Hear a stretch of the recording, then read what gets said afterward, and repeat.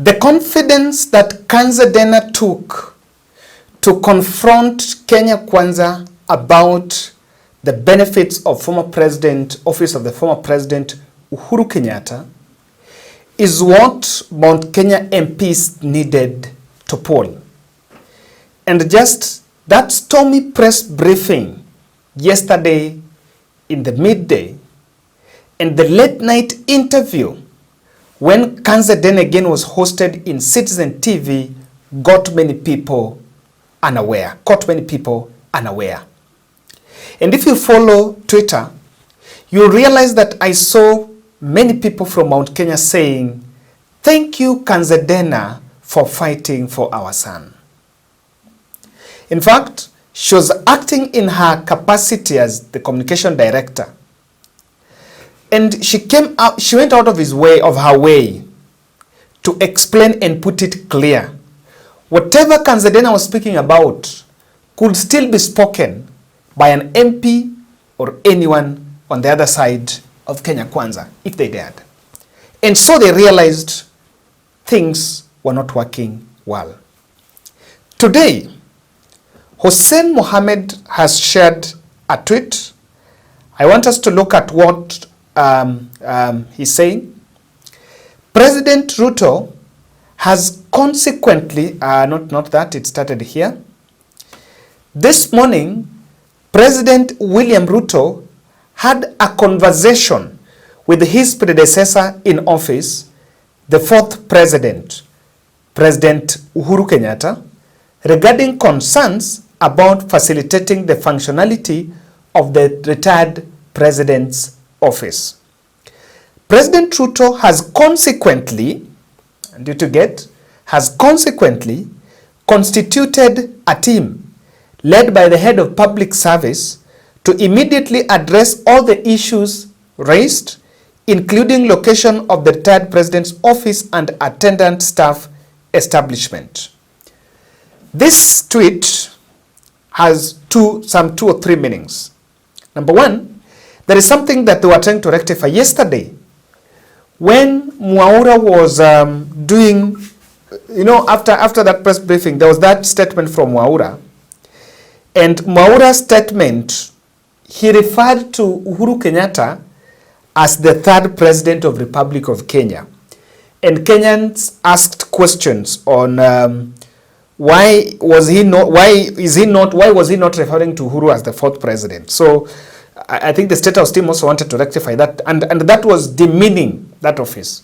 I've been saying and I've been repeating, you will not rub the fact that Uhuru Kenyatta was the fourth president of the Republic of Kenya. Whether you love him or don't love him, whether he's here, he's not here, that will remain the fact. And it's the history of the country. Then, in this tweet, they're not telling us who called who. And they've not said it, but I want to simplify that work for you. If Uhuru Kenyatta called the president, then this one would have been made clear that Uhuru called the president. And that is why I can tell you William Ruto is the person. If this conversation was through phone call, or if who made the first approach to the other, it is William Ruto. If it was Uhuru, in fact, this tweet would not even have come from Hussein Mohammed. William Ruto himself would have said, I have received a call. And in communication, it's not just about what you say, it's about how you say it. So they've tried, they're the ones that are talking. They've tried to talk about the issue of the call. And, unlike Ruto, Uhuru is different. Uhuru may not be about it, and they're saying President Ruto had a conversation this morning with the third president Uhuru Kenyatta over concerns raised over facilitation. A team led by HOPS has been consequently to address the issues. Now, that is number one. Ruto made the call. Number two, what is this hula baloo about constituting a team? We have the Constitution. The Constitution did not envision creating a team somewhere to people with withdrawal allowances to fix what what Kanze Dena raised. The queries that Kanze Dena raised were things that are in the constitution with the relevant bodies that are supposed to address it. What just need to do is release the trigger. So there is some crisis that Ruto is solving. There is no crisis he's solving. The constitution is there on how the office of the former president is supposed to be funded and what is supposed to be done. It is not a decision of a cabal to decide. But that is the reasoning. These people, they wanted to, in everything they want to get leverage. So they want to say, I fixed it. I like saying, Muguna says, Ruto didn't bring me back home. It is the constitution that brought me back home. So, Ruto has not given Uhuru anything. It is the constitution that had the benefits, the retirement benefits of the former president. What Ruto only had issued the brakes. So just he needed to remove the brakes. Not any, just tell the people that, guys, let's take care of what we're supposed to do. Just that. And it does not take any committee to release money to give to that office. But there is a delay tactic involved in it, and I want to tell you about that. So, let me tell you the strategy that failed yesterday, and it failed terribly. Yesterday, there were issues that were raised by, I want to look at the issues that were raised by Kanze Dena.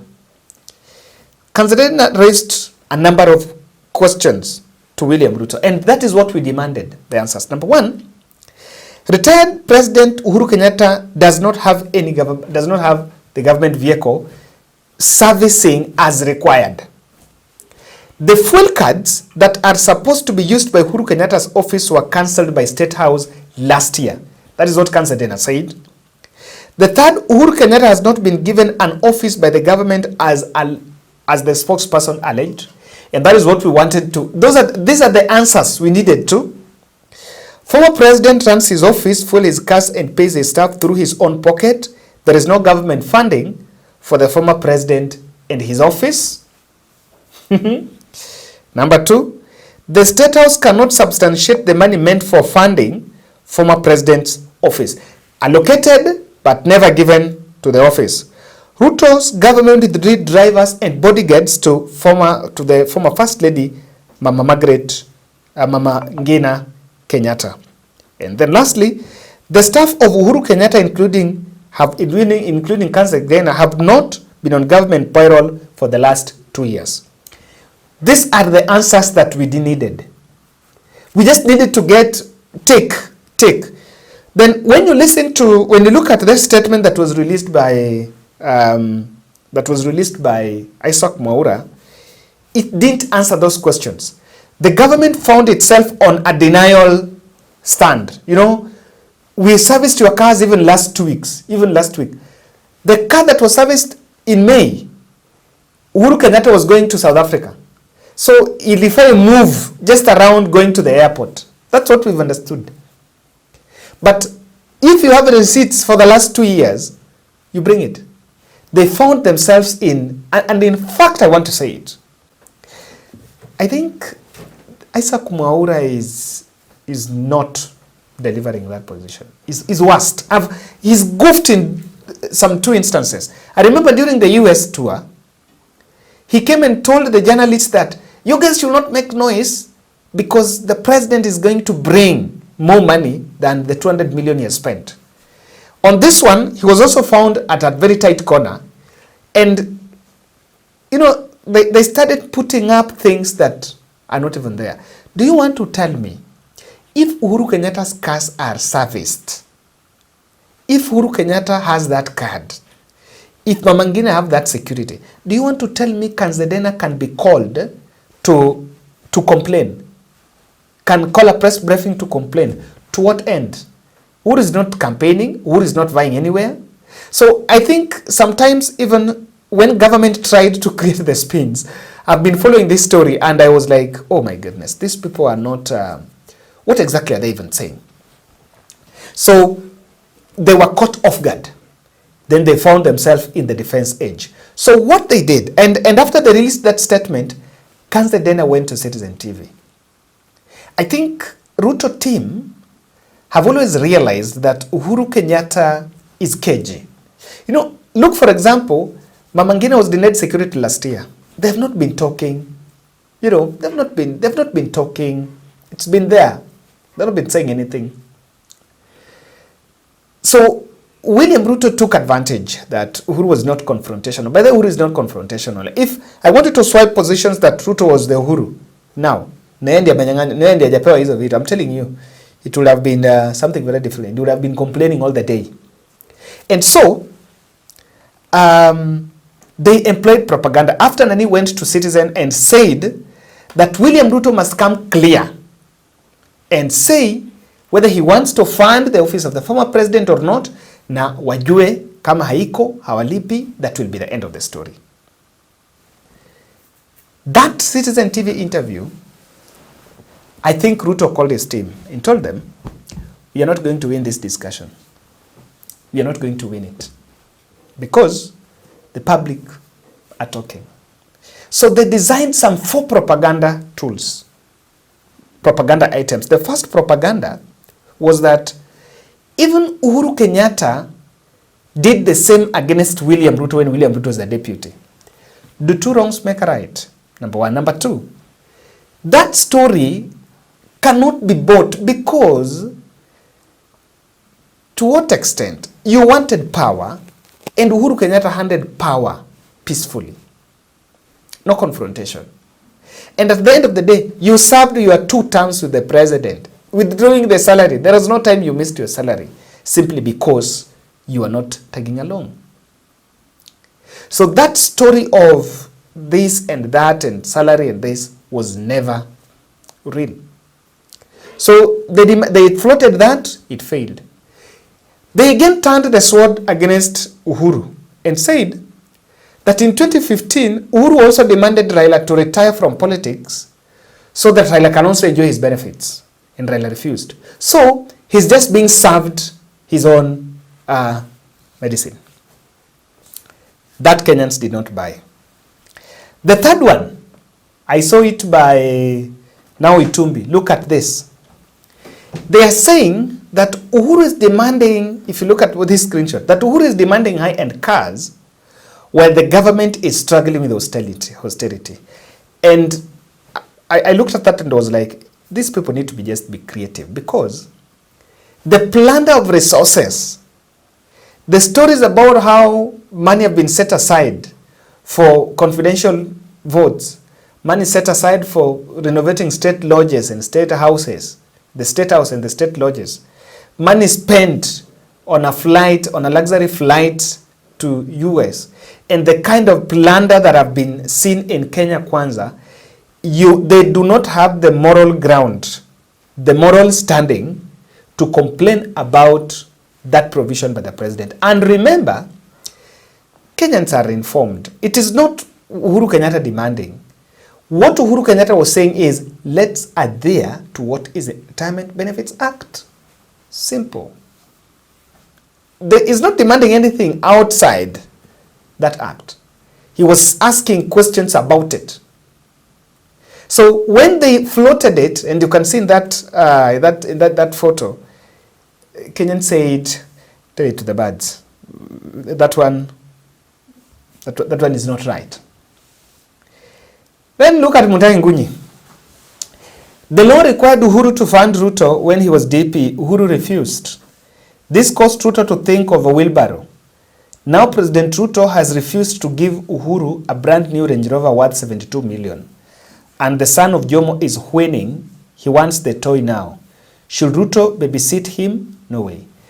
You look, now these were the advisors. These are the advisors of William Ruto on political grounds. All those propaganda machineries collapsed. I am convinced beyond any reasonable doubt. 2 things are involved. Maybe even Uhuru Kenyatta have not spoken with Ruto. Maybe they have made an effort to speak with the office. That's number 1. Number 2, if that will be the case, if that is the case, then William Ruto called the shot, pulled the trigger. And I want to explain to you in details why William Ruto was actually in panic after that press briefing from Kanze Dena. In fact, the public, they lost the debate. The public had to trust more regarding, and in fact, if you check Twitter, people are saying, yes, Uhuru might be demanding more. Maybe Jaden is demanding more, but just give him what belongs to him. If that more is what is in the constitution, just give it to him, because even you, when you retire, you will also demand it. It's in the constitution. And so if you want to play games around it, then let's go back and amend it in parliament. We have the numbers. That's simple.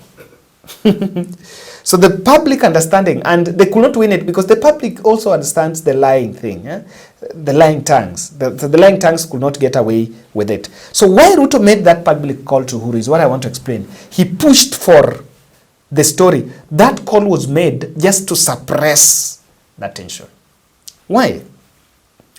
The timing of Uhuru, the Uhuru presser was caught Ruto unaware, caught Ruto off guard because there was that Mount Kenya revolt.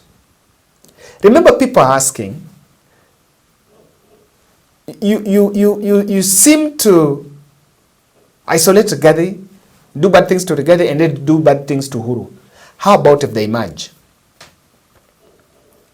And the key to Mount Kenya is Uhuru supporting, not even supporting, just forgiving Rigathi. Leave alone even saying they work together. Just forgiving Rigathi. That's it.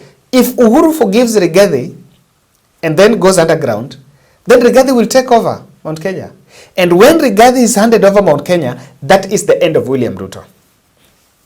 It's even easier, it's even better for Ruto to call Rigathi, to call Uhuru and ask Uhuru, support me a bit, But it's not easy for Ruto to handle Rigathi. So William Ruto understands that the narrative that I am doing bad things against Uhuru Kenyatta is going against me. And at the same time, it is the same story on the Rigathi Gachagua side. So, unatesa Gema, unatesa Mount Kenya. How about if they merge? So what is his card? What is Ruto's card? Ruto will want, before 2027, even if he does not, even if he doesn't get the endorsement of Uhuru Kenyatta, but he is not in bad terms with Uhuru, so that in any case Uhuru will be maybe in politics supporting another candidate or so, he will run that narrative of, I supported you and you are jeopardizing me. So that Mount Kenya fallout happened. Remember, this press briefing was supposed to be done even before Ruto flew to US. The very press briefing that was made in Harambee House, where Hussein Mohammed addressed this matter, that was the time Kanze Dena was supposed to respond. And look at, for the last 2 years, they have been quiet. Yes, Uhuru has been funding from his pocket. I saw people saying, but he is able. How about if next time we have a president who is not able? And is it about ability? Or it is about, because I am able? Everyone is able. Even William Ruto is able to do his things. Why is he withdrawing salary? Even him is able to do his things without the salary. What he got is for his gratuity. When did he take his gratuity? If it is a matter of being able. So you will understand that point. William Ruto understood. With Uhuru Kenyatta going to the media, I was going to lose it. Look at The Nation, the Standard newspaper. Headline, Uhuru heading to God. Already the sympathy card had been played there. That Standard newspaper, that Standard here, is it? Yes, it's Standard headline. That Uhuru heading back to God. The return of Uhuru Ruto was, Uhuru heads back to God. Now that is the same position Uhuru was. And I remember Kanze Dena said, "Si tunachia Mungu." So that is the same thing. And Ruto realized, I am not going to get away with this. Number two, the question of where does the money go? That question is what the public were asking. What Kenyans, and what we were asking, even me, I was anxiously asking, that we set aside millions, over 400 millions, for the office of the president, former president. But when we go to parliament, we appropriate it. And it's included in part of the budget going to State House. But upon it reaching State House, because it leaves Treasury, upon it reaching State House, it is withheld. So where is that money? You know, that was the question. And Ruto realized the answer to that question is more difficult than a reason why you withdrew security of Mama Ngina. Because it borders accountability. You know, what you need to answer, and I was expecting that if Mwaura was going to give us a response, Mwaura was going to tell us that, look here, the money that we received from Treasury for supporting Uhuru went into this, this, and this. Is it rerouted? Or is someone putting it somewhere to attract interest?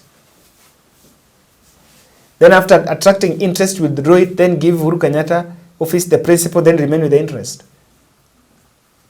You see people carrying money with bags all over. Eh? Even Margaret, even Mama Rachel was giving money in Butere Girls, in Kakamega, cash. So where is this money coming from? There was a feeling, and even the call. If you look at the way Kanze Dena was talking yesterday, and I like the way she was brave. You know, in this life, that's why I like people who are bold. I like people who are bold. You don't fear, you talk. If it were not, whatever he was saying, an MP who wanted to get a clout in Mount Kenya just needed, even Sabina Chege just needed to sanitize herself. Pick and say, you know what? Yes, Uhuru Kenyatta has not received his pay. It is in the constitution. He's supposed to get it. Where is it? Third reason. There have been a contingent of leaders from Mount Kenya who wants to align with the former president for one reason or the other, for non-predictability of Mount Kenya politics. And from where Ruto is seated, he knows very well that they would most likely take that position. They will most likely take that situation to ask Uhuru Kenyatta, to head to Uhuru Kenyatta. They will throw their weight under the guise of protecting the former president and adherence to the constitution to support the former president. So Ruto just jumped the queue to ensure that if that is what was going to be there, they were not going to get away with it. The number three is the Mama Ngina card. You know, you can, and I think you can argue on Uhuru mistreatment and say that, you know, Uhuru fell out with Ruto. But then you will ask, did Uhuru fell out with Mama Ngina? Did Ruto fall out with Mama Ngina? How is Mama Ngina in all this? And she's been given security since then. Since the time of the Jomo Kenyatta. And then Ruto becomes the first president to withdraw the bodyguards and security of the former first lady. It's not quite in order. It's not something that's really quite in order. And these were the things, and you know, that was a different angle. By the way, those who would protect Mama Ngina will be different. The women caucus will really rise against that and ask Ruto tough questions that we need to stand with the woman. So that women caucus in in Jubilee, women caucus in Mount Kenya would be activated by that move. And that is why I believe sometimes we should not just normalize the question of, we've asked a question, so you'll be told it is this way, then you keep quiet. I think we should normalize asking questions and demanding answers. We asked the question why Mama Ngina security had not been registered for over a year. We should be given an answer. Not just returning. Returning is not the issue. You return, but you say, why so, and will that happen next? And lastly, the Limuru 3 forums traversing Mount Kenya. This was going to be a fodder for Limuru 3 forums that is happening. Today they are in Muranga. There is a town hall meeting in Muranga on Limuru 3. So this was going to be a fodder. And I think even Ruto intelligence realized that it's coming at a time when the Limuru 3 is gathering steam. So ladies and gentlemen, that is my take. And I've really looked at why Uhuru Kenyatta, William Ruto pushed for the ceasefire. So let's wait and see. I wish Uhuru Kenyatta office would respond and confirm and confirm all this, because we know the people we're dealing with. Hey, the Kenya Kwanza team, they thrive in a lot of propaganda, by the way, and that propaganda can only be checked by Uhuru Kenyatta side.